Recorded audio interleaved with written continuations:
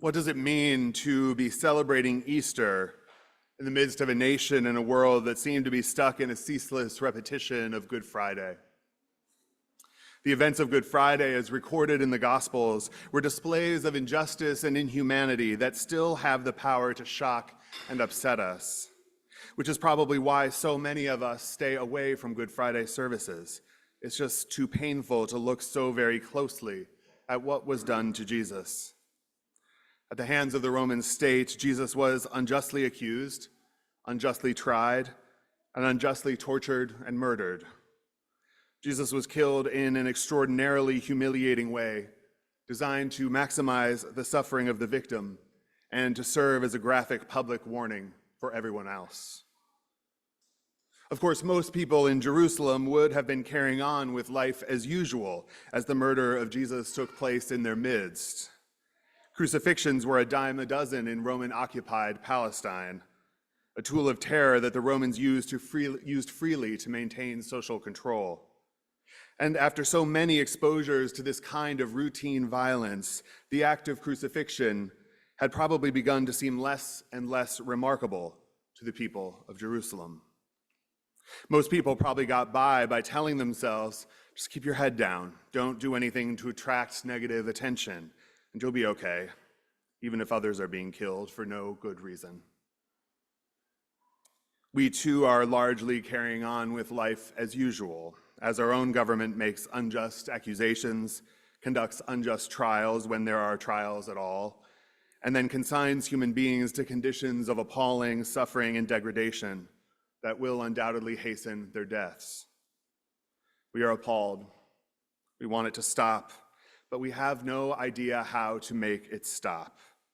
We still can't quite believe it's all really happening.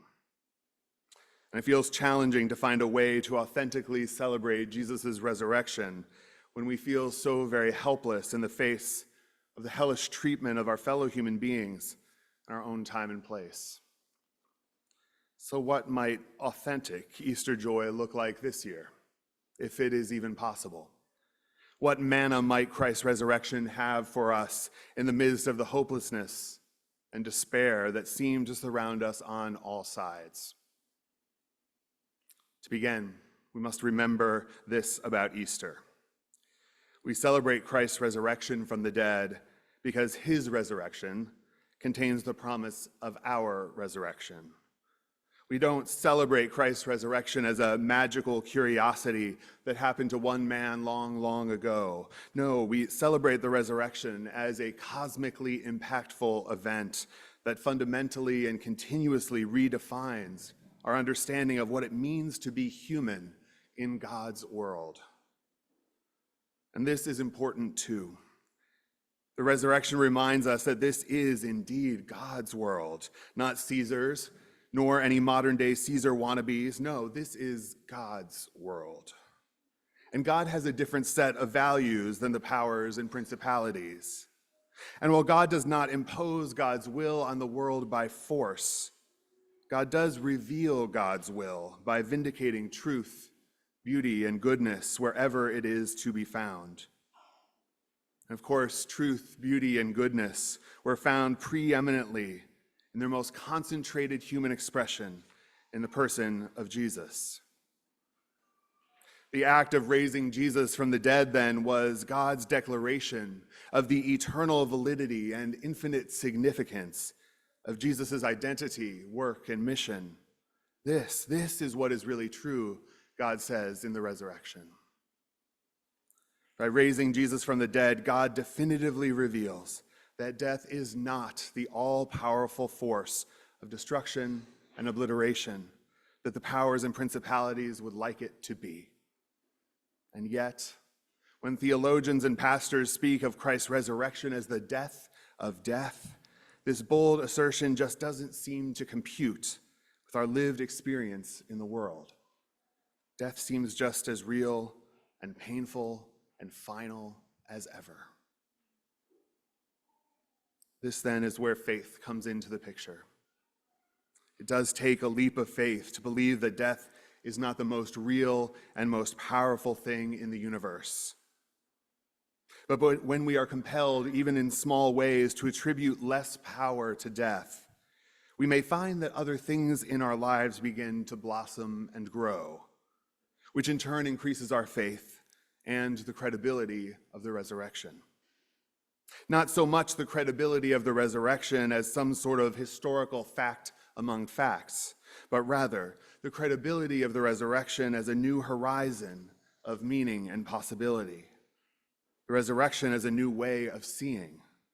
The resurrection is a new way to understand what it means to be fully human, made in God's image and dwelling in God's world. We can take more risks for love. We can live more boldly and bravely, no matter how much the principalities and powers might try to scare us out of believing in resurrection. Reorienting and reconfiguring our relationship with death, then, is at the heart of being an Easter people. A fellow preacher puts it in this way. He says, theologian Dietrich Bonhoeffer wrote that death forces those who place their faith in the grave to either frantically affirm life or to hold life in indifferent contempt. When death has the final word, life is either a cheap gift expiring quickly or our only shot at an eternity's worth of meaning, all or nothing. Most of us probably fall closer to the frantic affirmation end of the spectrum. We spend our lifetimes protesting death, asserting our strength against its grip.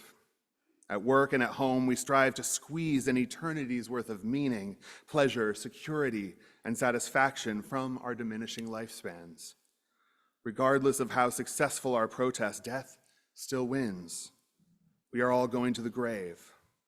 And as theologian Karl Barth puts it, death still stands over us, still speaks its icy no to each and every one of us. But Easter faith tells a different story. Easter contends that the moment mortality tries to pronounce a grim no over our graves, death will be overwhelmed and overmatched by Christ's incomprehensible yes. That's what happens to us when we stop believing in the grave and hold fast to the resurrection instead. We get caught up in it and are lifted up above the measly options that death presents.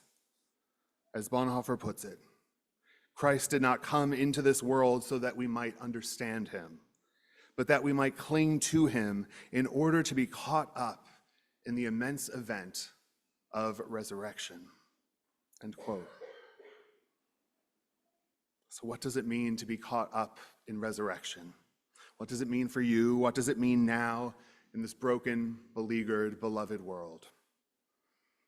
Perhaps a poem might help to start you on your Easter path of opening to all the possibilities that come along with resurrection faith. This is Openings by Elizabeth Rooney.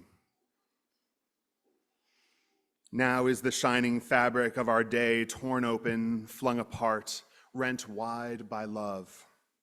Never again the tight enclosing sky, the blue bowl or star-illumined tent.